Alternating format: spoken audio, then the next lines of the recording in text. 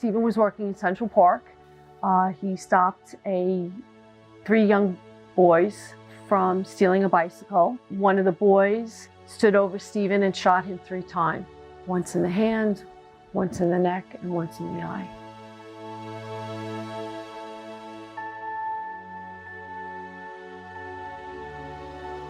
He was not able to breathe on his own, so he was on a respirator, and he was not able to move from the neck down. He thought everything was going to be just like he pictured it. And for him to come home in a wheelchair almost a year and a half later, I think he had a tough time in the beginning because it was just something that he never thought in his wildest dreams that this would happen to him. I kiss his forehead, he would kiss my forehead, and then we rub our foreheads together and we would just look each other in the eye, and we used to do that a lot because the hug was taken away from us. My father was my best friend. He was my leader. He taught me a lot about life. He gave me my values, and he gave me all the love that he had. And I was extremely blessed to call him my dad. I never stopped loving Stephen. You know, that never changed. If anything, it grew even stronger. There were days where, you know, I could strangle him, but we worked and we supported each other and wanted what was best for each other.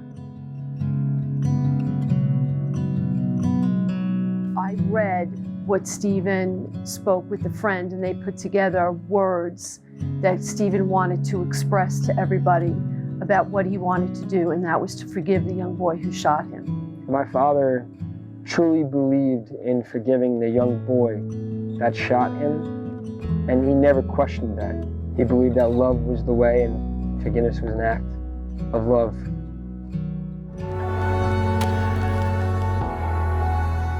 Stephen had to forgive every day. You know, Stephen had to live, you know, with being a quadriplegic on a respirator, and it wasn't easy. And Stephen every day forgave in order for him to go on. It's extremely tough to forgive. It's a daily act that you have to commit yourself every day. You can't do it just one time and be like, oh, that's it. And to wake up and realize he's not here anymore because a young boy shot him so long ago, it's tough. And that's why I wake up every day, I think about it, I pray on it.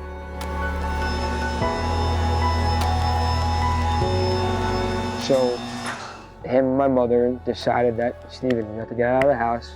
You gotta spread this message of what has happened to you, being shot by a young boy, and forgiving him.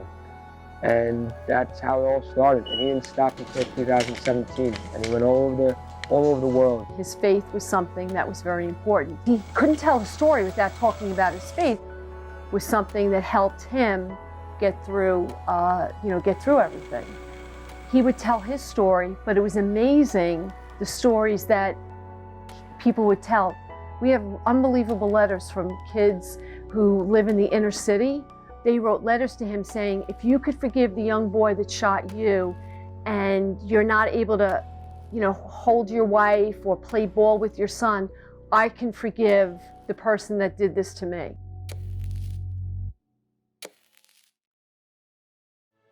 Those 4 days when I was praying, there was something that I've never felt before in my entire life. I made everybody go into his hospital room and pray next to him. And we'd play music, and I truly believe that there was something, something higher. A higher being was in that waiting room and in Dad's room. It was amazing, all the people that came to show their respect and love, and also to share their story about how Stephen's life helped them in their lives. And I don't think Stephen ever would have imagined the lives that he's touched.